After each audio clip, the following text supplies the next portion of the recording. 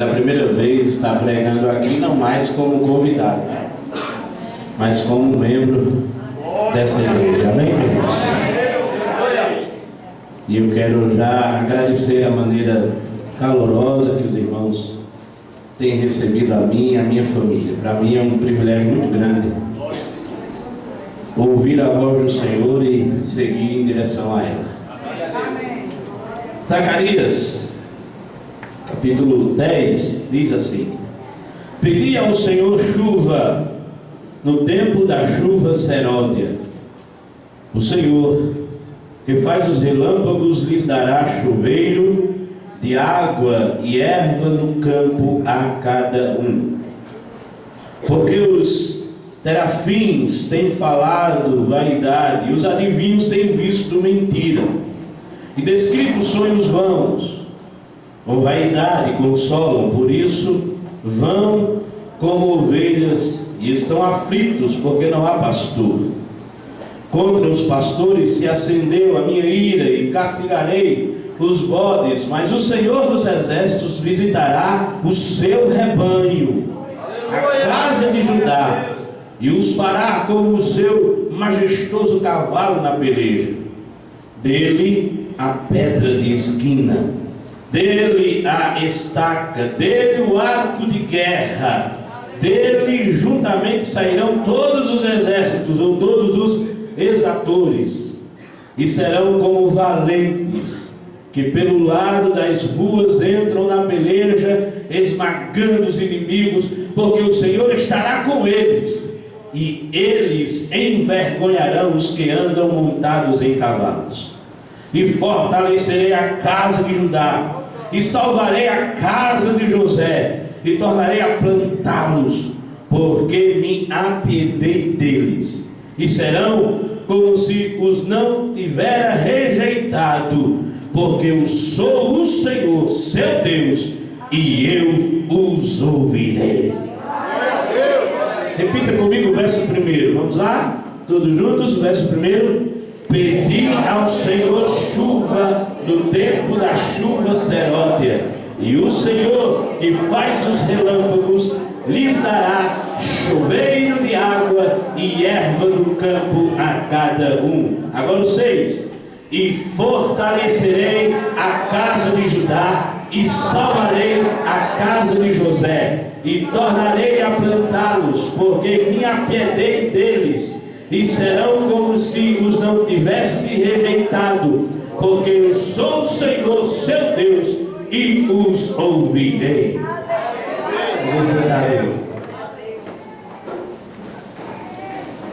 Mas, irmãos, aproveitando que nós começamos a semana passada com uma chuva inesperada, né?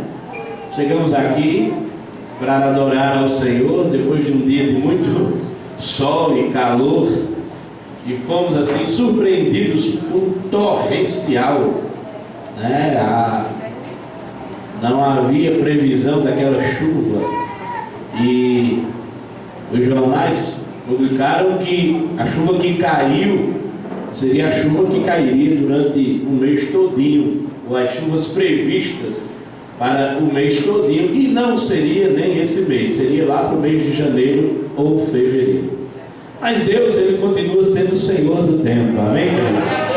Continua fazendo como quer com as estações. Faz chover no verão, faz fazer frio no verão, faz fazer calor no inverno. Ele continua no comando de todas as coisas. E aí eu refletindo, e eu tive muito tempo para refletir essa semana, enfermo, eu lembrei desta palavra que o Senhor havia me dado há alguns anos atrás. Quando eu coloquei os olhos nesse texto do profeta Zacarias, eu me deparei com uma realidade que talvez você hoje esteja evidenciando. Talvez alguns que aqui estejam evidenciando a realidade desse texto de Zacarias. É interessante que o profeta Zacarias, como o profeta Ageu, eles profetizam o experimentar da graça de Deus. Eles profetizam o juízo, sim, mas eles profetizam a possibilidade de você experimentar da graça de Deus, de você experimentar do sobrenatural de Deus, de você experimentar das impossibilidades humanas que para Deus é possível.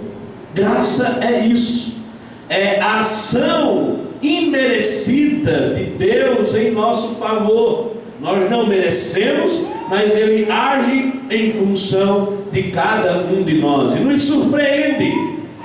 Profeta, ele profetiza, e ao mesmo tempo que ele profetiza, ele encoraja o povo a buscar esta graça, a buscar esta ação de Deus em tempos difíceis, em tempos de crise, em tempos em que a esperança parece já não mais existir, em tempos que as dificuldades só se proliferam, aumenta, em tempos em que a fé acaba decrescendo e alguns desanimam e já não tem mais esperança. Então o profeta Zacarias, ele se levanta para encorajar o povo de Deus, o povo de Israel, a buscar ao Senhor, que pode fazer o impossível na vida daqueles que clamam a Ele. E é o que você e eu temos feito aqui. Nós precisamos considerar que temos um Deus que continua agindo ante as impossibilidades. Nos últimos dias, a gente só tem escutado más notícias. Nos últimos dias, o que se ouve é que a situação só está indo de mal a pior. Nos últimos dias, o que se ouve é a falta de esperança. Nos últimos dias, o que se ouve é que não haverá mais tempos bons, só os tempos irão piorar. E considerando o que está escrito no livro de Timóteo, sim, os dias nos quais estamos vivendo são dias maus, dias terríveis, por causa do pecado do próprio homem, da situação deste homem. Mas deixa eu lhe dizer uma coisa: mesmo experimentando de dias maus, mesmo o pecado se proliferando, mesmo a violência se proliferando, a escassez se proliferando, o nosso Deus, Ele não mudou, aleluia! Ele continua sendo o mesmo Deus, o Deus que falou para os seus que poderiam cair 1000 ao seu lado, 10.000 à sua direita, mas aqueles que creem no Senhor, aqueles que esperam nele, aqueles que defendem Ele, não seriam atingidos. O Deus que disse que nenhum mal nos alcançaria, que praga nenhuma nos alcançaria, este é o mesmo Deus. É o Deus que Zacarias prega, é o Deus que os profetas pregaram.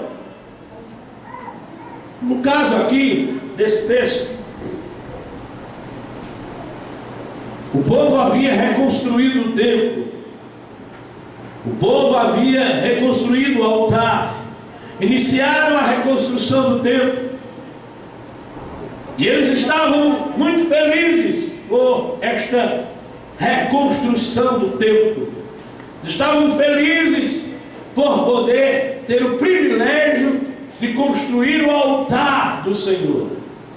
No entanto, depois da vitória, da libertação, depois que Deus os liberta, e agora eles têm a possibilidade de construir o templo, ou reconstruir o altar, algumas coisas acabam acontecendo. Eu creio que estas coisas são semelhantes àquelas às quais nós enfrentamos também depois de uma grande vitória. Eles tinham adquirido uma grande vitória, experimentaram uma grande vitória, agora estão assim obstinados a reconstruir o altar. Eles estão motivados, como nós estamos. Eles estão assim vibrando, dizem: vamos lá, agora a coisa vai acontecer. E o que parecia ser fácil, como talvez para você esteja parecendo, começa a suscitar, como diz o nosso pastor, problemas, adversidades. Porque quanto maior é a obra, quanto maior o desafio, maior será a dificuldade. Um missionário africano disse uma vez: tenha um sonho, agora tenha um sonho impossível, porque se ele não for impossível, já não será sonho. Então, se nós estamos almejando algo grande, se nós estamos almejando algo impossível, não pensemos que vamos enfrentar facilidades, porque algo grande, algo impossível, algo sobrenatural não se adquire com facilidade. Facilidade se adquire coisas comuns. Facilidade se adquire, com facilidade se adquire coisas que todo mundo adquire. Mas o impossível, o sobrenatural, só se adquire com dificuldades. Agora eu tenho uma notícia maravilhosa para você. O seu Deus, Ele é especialista em grandes dificuldades. O nosso Deus é especialista em impossíveis. O nosso Deus é especialista em nos surpreender, como fez domingo passado, quando colocamos o nosso rosto lá fora, estava um torrencial de água sendo derramado sobre nós. Este torrencial de água, não mais física, mas espiritual, que Deus quer derramar sobre a tua vida. Mesmo nesses tempos difíceis que estamos vivendo. Por isso que o profeta diz: pedi ao Senhor chuvas, chuvas seródias, chuvas fora de tempo, chuvas que já não se espera, chuvas que o tempo dela cair já passou. Aí eles enfrentam algumas coisas, eu queria rapidamente considerar com você. Primeira coisa que este povo enfrenta é a apatia. A apatia toma conta do povo, pelo menos de alguns. A apatia é a insensibilidade. Mesmo sendo motivado pelo profeta, mesmo sendo encorajado pelo profeta, mesmo o profeta dizendo: olha, peçam ao Senhor chuva, porque Ele pode derramar chuva sobre vocês. Tinha gente que estava insensível a isso. Tinha gente que não acreditava. Tinha gente que acho que olhava, feito alguns às vezes olham para mim e para outros aqui dentro. Para que isso? Que empolgação é essa, né? Estás vendo não a realidade? Estás vendo não a sequidão? Está vendo não que o tempo de chuva já passou? Está vendo não que este problema parece que não tem mais solução? Está vendo não que tu já perdeu esta guerra, esta batalha? Está vendo não? Alguns estavam assim insensíveis. Mesmo Deus se utilizando dos seus profetas, eles não sentiam nenhuma empolgação, motivação. Seus corações não ferviam mais, não eram mais aquecidos pelas promessas. Queridos, hoje nós estamos vivendo um tempo assim. E eu posso lhe dizer, por estar passando e ter passado por algumas igrejas, nós estamos vivendo um tempo de apatia terrível. Não só apatia no que diz respeito ao estado físico das pessoas, mas uma apatia espiritual tremenda. A gente fala das promessas de Deus, a gente fala da possibilidade de experimentar o sobrenatural de Deus, e o povo diz: amém.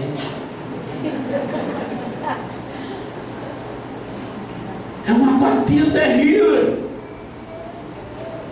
A gente está falando de um Deus que não mudou, a gente está falando de um Deus que continua sendo o mesmo Deus, a gente está falando do Criador de todas as coisas, a gente está falando do Deus que fez as coisas acontecerem de forma sobrenatural, mar se abrir, água jorrar da rocha, a sarça arder e não se consumir, fez o povo experimentar um maná que até hoje nós não conhecemos.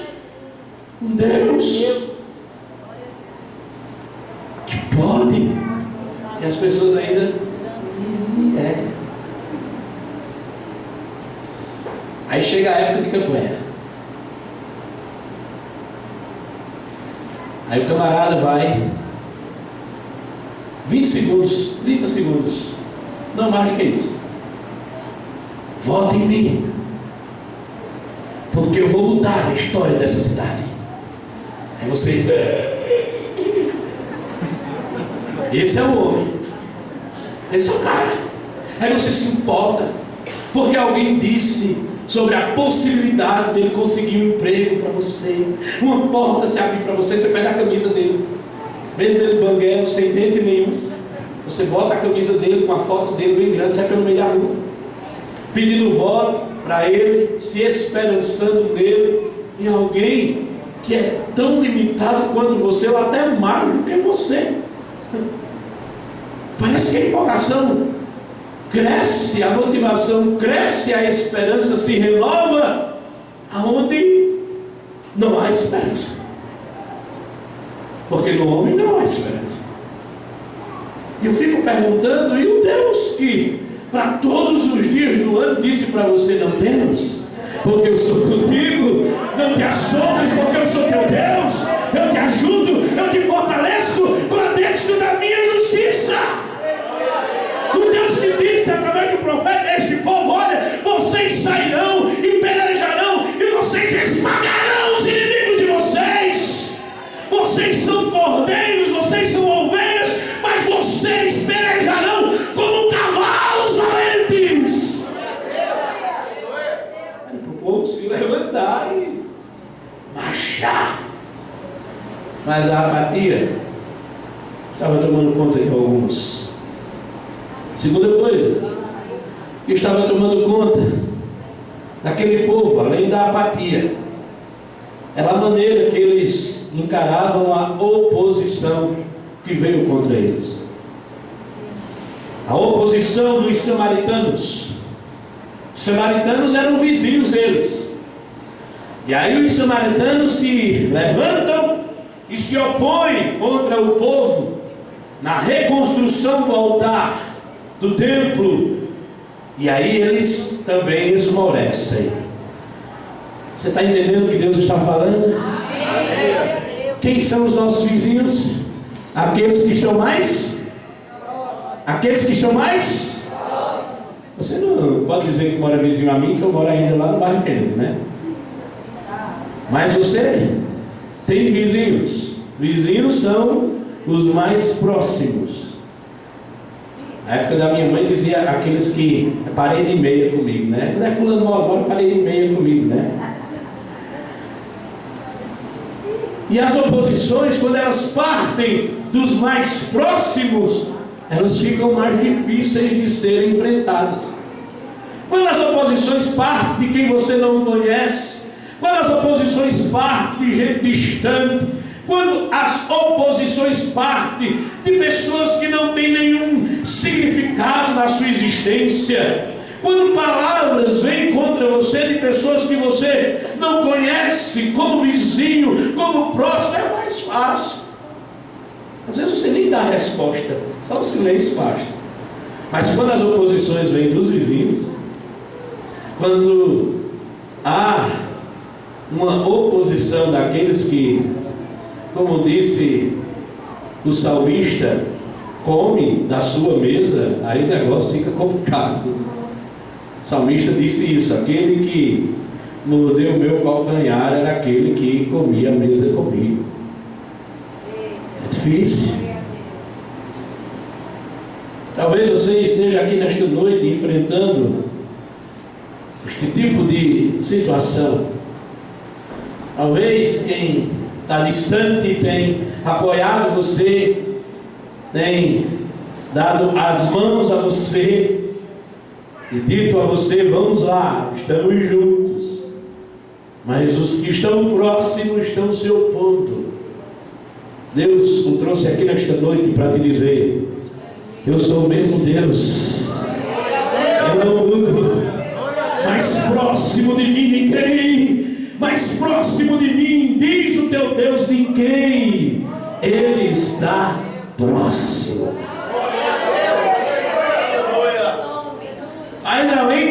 povo enfrenta uma outra coisa. Enfrentaram a apatia, a insensibilidade, enfrentaram oposição por parte dos seus vizinhos samaritanos, e agora eles enfrentam uma interrupção na obra. E seus vizinhos conseguiram um decreto para interromper a reconstrução do altar e do templo. Imagina você está lá, né, construindo sua casa, ou reconstruindo, quem sabe. Aí quando você já está assim, quase pertinho de terminar, já está no acabamento, aí chega alguém com uma liminar na mão e diz: ó, pode parar com isso aí, que não é para você concluir essa obra não. Mas você foi enviado por quem? Não, fui enviado pela justiça. Mas quem lhe denunciou? Não, quem lhe denunciou foi o seu vizinho, foi o seu irmão, foi aquele que te abraça, aquele que disse que é teu amigo, foi quem te denunciou. Mas qual foi a denúncia? Nenhuma. É só a inveja mesmo de ver você reconstruir. E a gente resolveu considerar a inveja dele, porque não há nenhuma coisa que proíba a construção, não há nada que desabone esta obra, mas a inveja dele nos comoveu. Então para com isso aí. Imagina você sofrer isso. Este povo sofreu isso.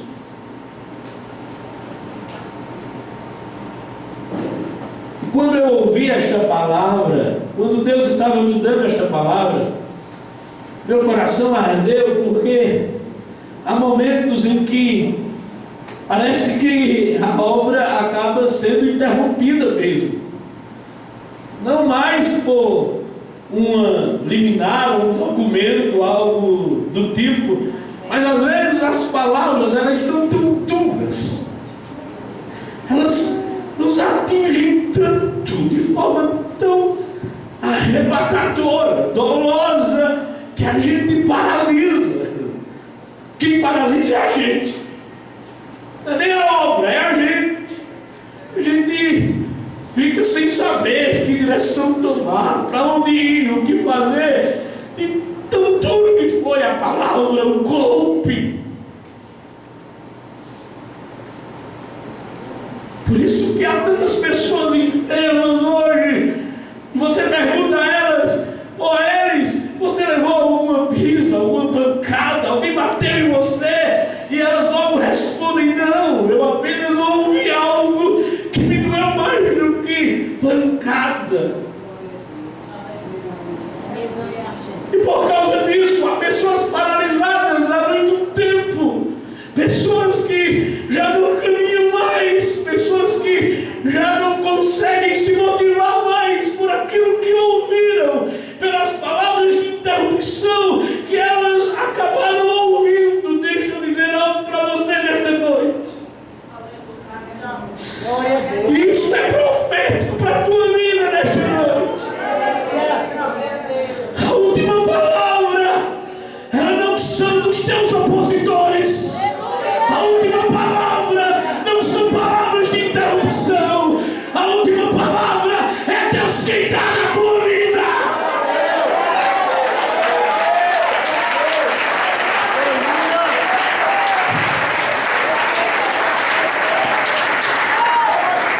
Por isso, nessa noite, não fique trazendo à sua memória as palavras que você ouviu, que te paralisaram, porque mais são as palavras que te motivam, que te impulsionam, mais são as palavras daquele que disse que é fiel para cumprir tudo quanto exclamou a teu respeito.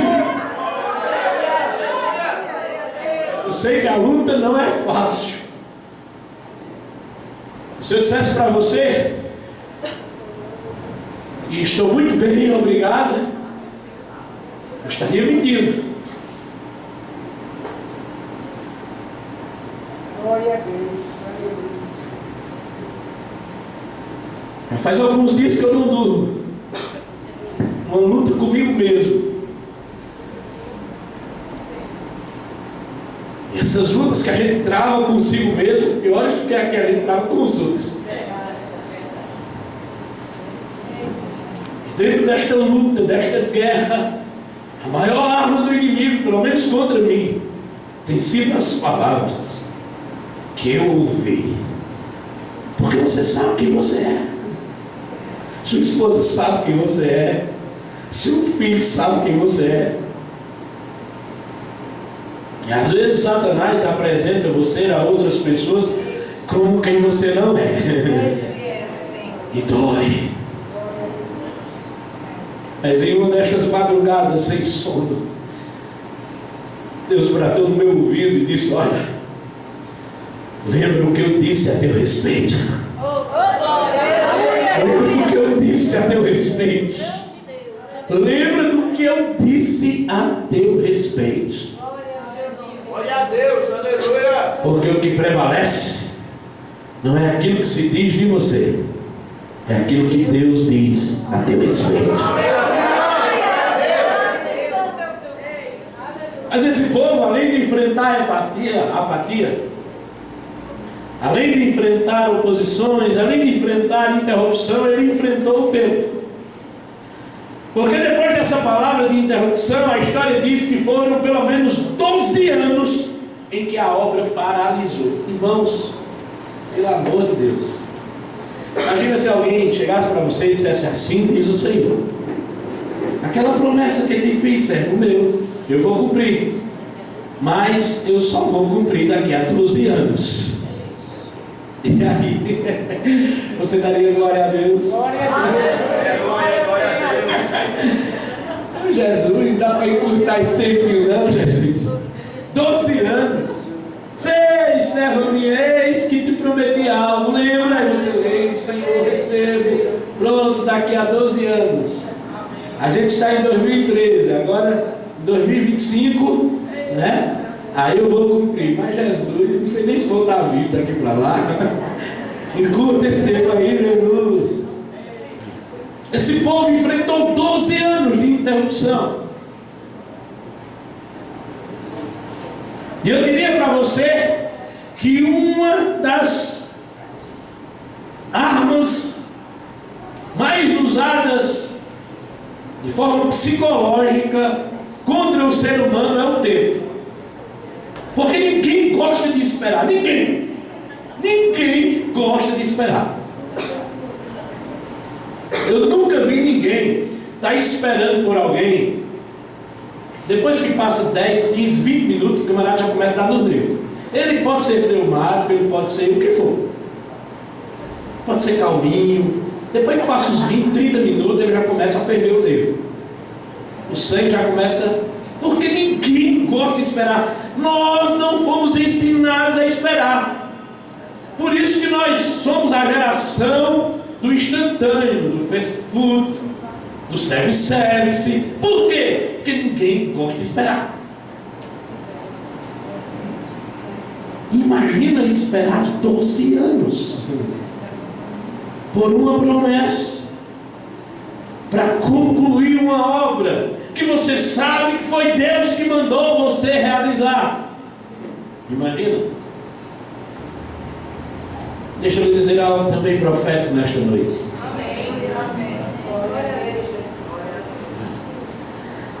Eu não sei o tempo que ainda nos resta. Eu não sei. Eu não sei se para você já está no 11º ano. Não sei se você ainda está no primeiro. Não sei, e não vou ser infantil em dizer que esse é o 12º ano, que este é o tempo da promessa. Eu não vou dizer isso para você, mas eu tenho uma boa notícia para você. A palavra de Deus nos assegura que o Deus que nós servimos, Ele é Senhor do tempo. E para Ele um dia é como 1000 anos, e 1000 anos como um dia só. Ou seja, 12 anos para Deus não é nada. 12 anos para Deus pode ser daqui a 2 dias, 3 dias, uma semana. Deus pode encurtar o tempo para que você receba a promessa que Ele te fez. Mas esse povo, além de enfrentar o tempo, que não é fácil de enfrentar, ele enfrentou o desânimo. É interessante que na semana de oração nós ouvimos uma palavra acerca de desânimo. Se os irmãos não se lembraram, então eu quero relembrar aos irmãos a palavra sobre desânimo que nos foi dita. Eu lembro que o pastor Elcio de Assis disse que camarada desanimado nem com dinheiro presta. Lembra? Eu decorei aquela frase. Acaba desanimado, nem com dinheiro presta. E este povo enfrentou desânimo. Irmãos, eu já enfrentei crises de depressão pelo menos por 3 vezes. Diferente do vosso pastor, do nosso pastor, eu não fiz psicologia, mas gosto de ler muito acerca dele. E a medicina diz que quem tem depressão não fica curado de depressão, apenas consegue conviver com a depressão, lidar com ela, sem crises. Então, desde quando minha mãe, por várias vezes, foi interna e tudo mais, e eu particularmente sofria muito com isso, eu fui acometido de depressão. Mas eu já tive umas 3 depressões sérias, crises de depressão sérias, em que eu fui parar no hospital, chorando, sem conseguir parar de chorar. Eu não conseguia parar de chorar. As pessoas vinham, falavam, minha esposa vinha, falava. O que é que está faltando? Nada. Eu não estava devendo, eu não estava doente, não tinha ninguém passando mal, meu filho estava bem, minha esposa estava bem, minha família estava bem, mas eu não conseguia vencer aquela crise de desânimo, de depressão.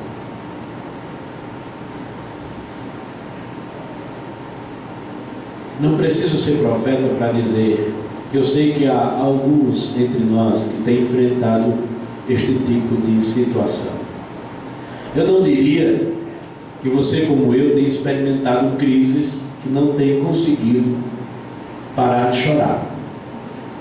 Mas um sintoma ou um diagnóstico para que você perceba que você está no seu limite é quando alguém pergunta a você: está tudo bem? Uma vez eu encontrei uma irmãzinha na rua e perguntei a ela: está tudo bem? Ela: tá. Ela: está tudo bem mesmo, irmã? Ela: tá.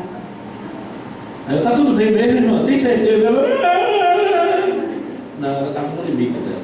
E a gente percebe. Quando as pessoas estão no seu limite, a gente percebe.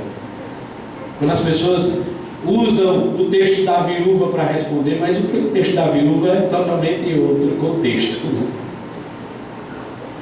Quando as pessoas estão como o salmista, sendo alimentado pelas lágrimas, eu acho lindo quando Davi diz isso. Tá? É uma das expressões mais lindas que eu acho do salmista. É quando ele é sincero diante do Senhor e diz: Senhor, as lágrimas têm sido o meu alimento. Sabe o que ele está dizendo? Eu estou em depressão. Eu estou com uma tristeza profunda na alma. Mas deixa eu lhe dizer uma coisa, você que está assim, Deus também é especialista em colher tuas lágrimas e transformá-las em júbilo. A Bíblia diz que nenhuma lágrima daqueles que choram no Senhor ou aos pés do Senhor, ela é desperdiçada. Ele pega, coloca no seu odre e no momento certo Ele transforma em louvor. Talvez você esteja enfrentando desânimo, mas deixa eu lhe dizer uma coisa: O Senhor, Ele é ânimo. Ele é aquele que produz força em quem não tem nenhum vigor. Ele é aquele que disse que os jovens caminharão, correrão e se fadigarão, mas aqueles que nele esperam renovarão as suas forças e voarão como águias. Bendito seja o seu nome. Se você está assim nesta noite, Ele produz ânimo. O Senhor, Ele é ânimo. Tenha um bom ânimo. Por fim, queridos, este povo, por enfrentar apatia, por enfrentar oposição, por enfrentar a interrupção da obra, por enfrentar palavras que lhe paralisaram, que interromperam, por enfrentar o tempo, por enfrentar desânimo, eles mudaram o foco. E aí é onde eu quero que você preste atenção no que Deus vai lhe dizer agora. Você está enfrentando tudo isso, sabe por quê? Porque Satanás quer que você mude seu foco.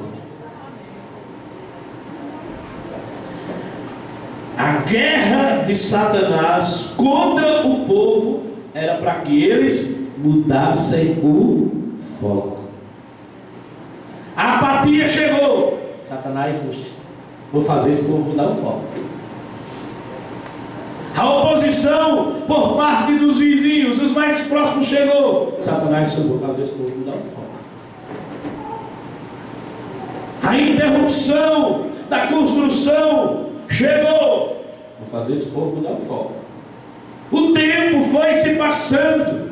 E o tempo cansa, desgasta, fadiga. E Satanás diz: vou fazer esse povo mudar o foco.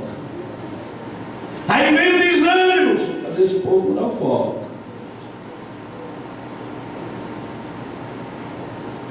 E sabe o que é que aconteceu? O povo mudou o foco. Misericórdia. O povo mudou o foco. Que a história vai dizer que ao invés do povo se preocupar em concluir aquilo que iniciaram, eles voltaram para as suas casas. E cada um foi fazer aquilo que lhe deu na telha. Foram reconstruir suas casas, foram reconstruir seus palácios e mudaram o foco. A palavra de Deus essa noite para você é: não mude o seu foco. Eu vou repetir para que você ouça: não mude o seu foco.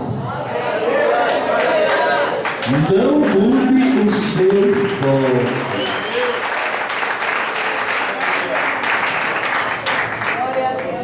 Irmãos, a nossa maior guerra espiritual é essa. Satanás, ele quer sempre nos fazer mudar o foco. Satanás quer sempre nos fazer retroceder, porque a Bíblia diz que Deus não tem prazer naqueles que retrocedem. Então, quando a apatia chega, é a arma do diabo para fazer você mudar de foco. Quando as palavras de oposição chegam daqueles mais próximos, é Satanás querendo você desistir de tudo e mudar o foco. Quando o tempo vai passando e você vai dizendo que não há mais condição, não há mais possibilidade, porque o tempo de chuva já passou e agora não tem mais como chover novo, você está mudando de foco.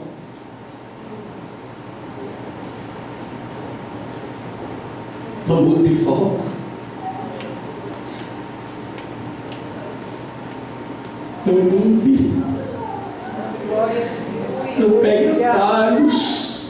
Não desista daquilo que Deus colocou no teu coração.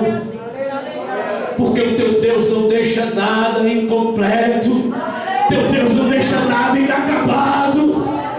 Teu Deus é Deus que começa e Deus que termina. Deus que promete e Deus que cumpre. Deus que faz na vida daquele que crê. Se Ele disse que vai transformar o teu lar, Ele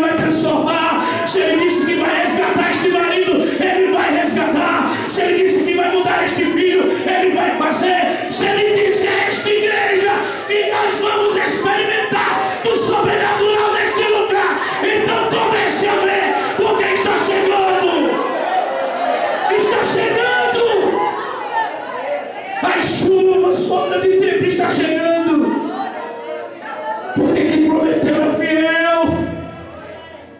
Quem prometeu, cumpre o que promete. É por isso que Zacarias diz: povo, pedi ao Senhor chuva, povo. E aí ele lembra quem o Senhor é. No primeiro versículo do capítulo 10 ele diz: olha, quem é o nosso Deus? É o Deus que fez os relâmpagos, é o Deus que fez a própria chuva.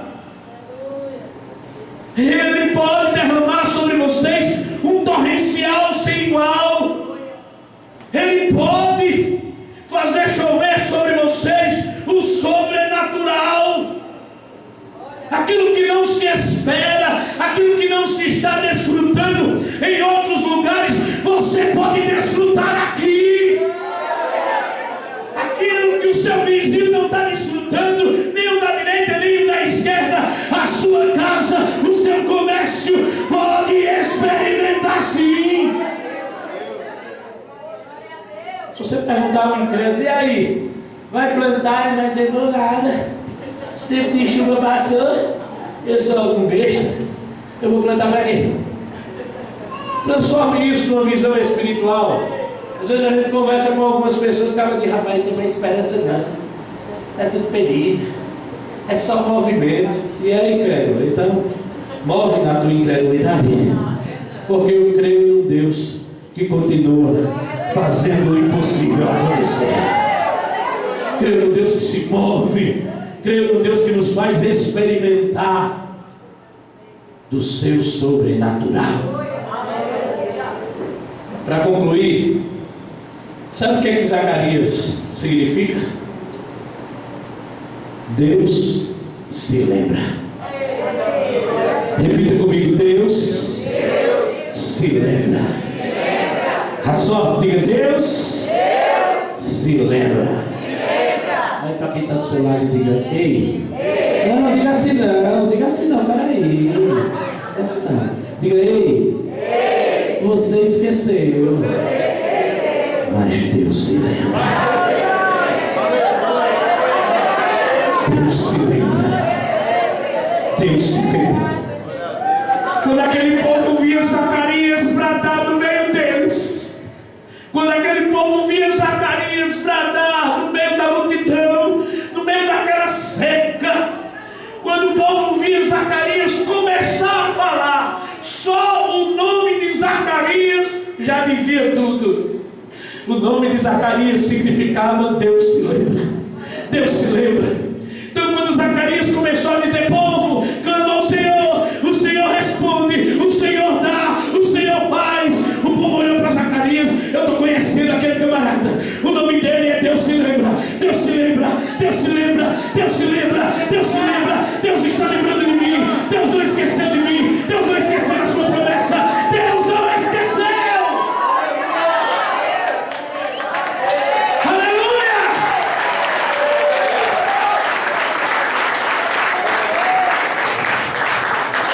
Nessa noite, Deus me trouxe aqui para dizer: ei, eu me lembro. Continua pedindo as minhas chuvas fora de tempo, porque eu me lembro. Vença esta apatia, vença as oposições, vença as palavras de interrupção, vença o tempo. Não pense que você está perdendo tempo enquanto o tempo passa. Enquanto o tempo passa, Deus trabalha em teu favor, porque Ele é Senhor do tempo e Ele não esqueceu, Ele se lembra. Fique de pé no nome de Jesus.